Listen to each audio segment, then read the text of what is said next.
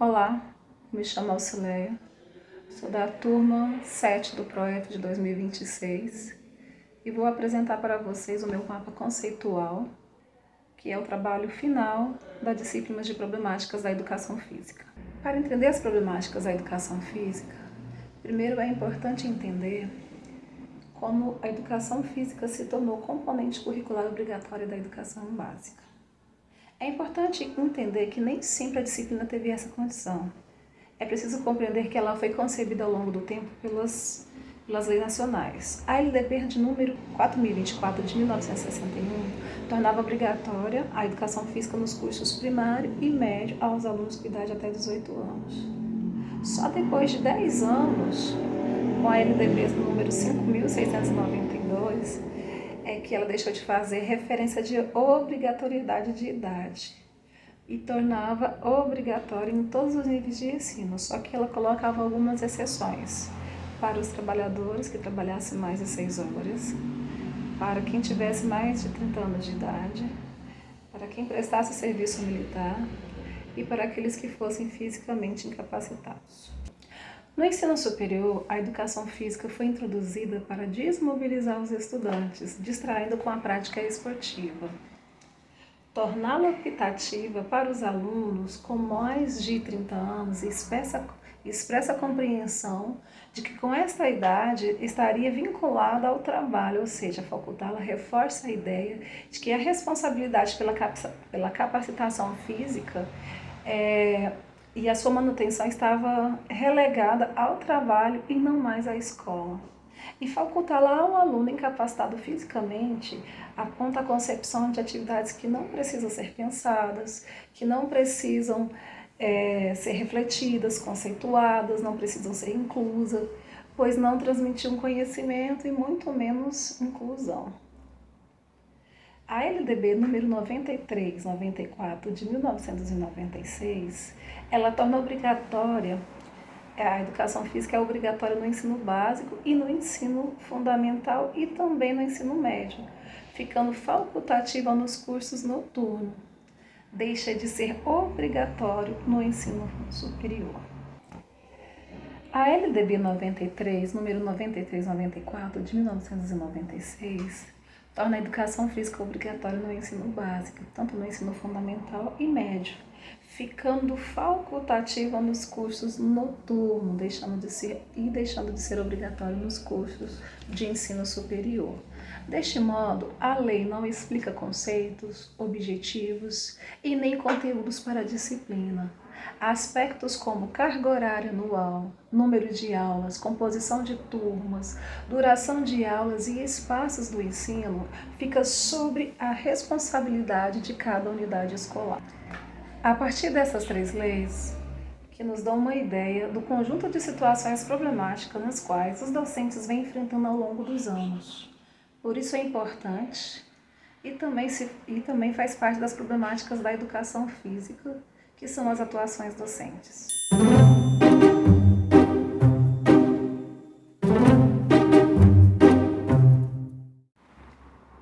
Aqui no mapa a gente percebe as atuações docentes, que são formas como os professores agem nas suas aulas e foram divididos em 3 grandes categorias. A primeira categoria são as práticas tradicionais, também denominada de perspectivas esportivistas, que predominou a educação física na década de 70, 80 e 90 e que ainda é a atuação de muitos professores. Nessa perspectiva, a centralidade do ensino está baseada no esporte, na perspectiva do alto rendimento e desenvolvimento da saúde orgânica. O desenvolvimento das atividades está na humilhação do aluno diante do erro ou da perda ou da derrota. As atividades são baseadas no alto rendimento, não são feitas para incluir. Uma outra atuação docente é chamada de abandono do trabalho docente, que também recebe outras denominações, como rola-bola, aula matada, pedagogia da sobra, desinvestimento pedagógico, todas elas para designar a atuação do professor que não tem grandes pretensões, ou seja, sua única pretensão é ocupar o tempo do estudante. Neste formato, o professor será um mero administrador dos materiais. É o estudante que irá escolher o tipo de aula, eles que irão escolher as equipes, eles que irão dividir e eles que irão organizar todo o trabalho. Desta forma, o professor ele abandona o que ele irá ensinar. E agora nós temos as práticas inovadoras, que são caracterizadas pelo empenho de ensinar conteúdos específicos da disciplina, em contraposição da ideia do abandono, pautada por parâmetros de um componente curricular. Tanto os professores que tiveram suas atuações docentes baseadas no abandono do trabalho docente ou baseadas em práticas inovadoras, dentro das condições de trabalho ou dentro da organização da disciplina, eles encontraram várias problemáticas, como vínculos laborais frágeis, invisibilidade do conhecimento, falta de infraestrutura, desconhecimento da comunidade sobre o que é educação física, ocupação da posição de inferioridade da educação física frente a outras disciplinas, limites e preconceitos que o professor enfrenta diante da comunidade escolar para conquistar o seu espaço, precariedade de materiais, diante também das outras disciplinas, e também a desigualdade de divisão do tempo em relação às demais disciplinas. Agora nós temos aqui no mapa conceitual a relação entre o ensinar a fazer e o ensinar sobre o fazer. Devemos entender que o ensinar a fazer é uma perspectiva tradicional, em que não cabe conceitos sobre as práticas corporais, em si o ensino de movimentos, que é a parte prática, e sim vivências. Já sobre o fazer, questiona o paradigma da aptidão física. É uma visão já mais culturalista, que considera os fatos, os procedimentos, os conceitos como conteúdo, todos no mesmo nível de importância. Essa é a grande diferença. Ensinar sobre o fazer, o aluno também deve entender o porquê de realizar este ou aquele movimento. Isto é, quais são os conceitos que estão ligados com aquele procedimento? Por que é importante ele estar fazendo? Ele tematiza a cultura corporal de movimento. Ele tende a relacionar por que o movimento do ser humano com o mundo. Então ele tende a entender a interação com os sujeitos, a sua interação com os sujeitos e com as possibilidades de construção de sentidos e significados de produções e com as diversidades da cultura. A LDB número 10.793 de 2003, ela fez ter outra problemática na educação física escolar. Ela passa a ser facultativa não mais a todas as pessoas que estudam no período noturno, mas aquelas que se enquadram nas condições indicadas. Trabalhadores com jornada de trabalho com mais de 6 horas, pessoas com mais de 30 anos, pessoas prestando serviço militar ou situações similares obrigadas à prática de educação física, ou pessoas que têm a prole. A retomada desses critérios para a dispensa das aulas de educação física, segundo Venâncio e Silva, representa um retrocesso em mais de 30 anos. Ou seja, as leis elas regrediram, foi um retrocesso porque voltaram a criar critérios para ser facultativa e critérios de dispensa de aula. E aí surgiram, a lei criaram uma cultura de dispensa de aula, aulas fora do período, critérios de controle de triagem frágeis, inexistência de notas bimestrais para alunos dispensados, conhecimento e interpretação de leis que criam subterfúgio para que as pessoas, os alunos, não participem. Na contrapartida também, A unidade escolar, juntamente com os docentes, precisam ter conhecimento e uma interpretação da lei para que criem subsídios no sentido de criar mecanismo para que essa cultura de dispensa de aula seja diminuída, se não extinta, mas pelo menos diminuída. Então a escola, juntamente com a comunidade escolar, né, juntamente com o docente, tentar criar mecanismo, principalmente utilizando o mecanismo dentro da lei, para que o aluno não falte ou peça dispensa dessas aulas. Porque lá fala da questão da prática, mas se a gente for entender ao pé da letra, as aulas de educação física não tem só a parte prática, mas tem a parte da conceituação também. Então, o aluno não precisa pegar a dispensa total. É sobre o afastamento e a indisciplina dos estudantes como problemática também nas aulas de educação física escolar. E a gente tem aqui o afastamento dos estudantes por não comparecimento e por não envolvimento. E aí a gente tem aqui uma questão de repetição de conteúdos tratados ao longo da educação básica. E essa repetição de conteúdos se dá principalmente pela prevalência dos esportes. E normalmente são aqueles esportes tradicionais, que é o futebol, que é o handebol, o vôlei, o basquete, né? E de forma esportivizada ou tecnicista, que sempre prevalece a questão biológica, a questão da alta performance, e aí entra também a questão do insucesso e da exclusão, é onde o aluno se sente excluído e eles se sentem desconfortáveis com seu próprio desempenho, e aí a não participação acaba se tornando uma forma de proteção. E aí vários processos que parecem ser insignificantes vão se cristalizando, vão reforçando essa exclusão.